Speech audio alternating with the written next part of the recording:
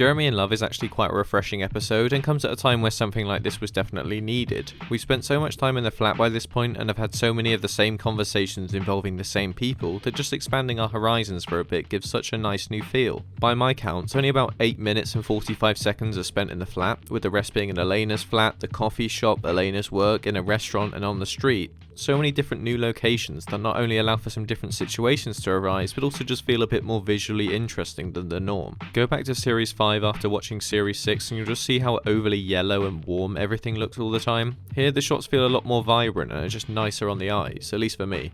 The new locations used in this episode definitely help in this regard, like look how Elena's workplace isn't shot in a studio, but rather an actual building with trees outside of the window, which is just so much more pleasant to look at than Mark and Jeremy's flat with unrealistic artificial light pouring in all the time. I like seeing Jeremy's almost immediate obsession with Elena begin. It's reminiscent of how he used to act around Sue's, but obviously we never saw those two actually get introduced for the first time, so being able to see the beginning of one of his weird relationships is entertaining and pretty insightful too.